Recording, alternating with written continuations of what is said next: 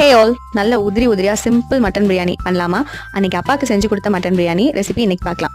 Mutton 1/2 kg எடுத்துக்கிட்டேன். First குக்கர்ல நல்லெண்ணெய் ஊற்றி எடுத்த மட்டன் போட்டு 1.5 ஸ்பூன் இஞ்சி பூண்டு பேஸ்ட், கொஞ்சம் உப்பு, அது மூழ்கிற அளவு தண்ணி ஊற்றி 4 to 5 விசில் வச்சு எடுத்துக்கலாம்.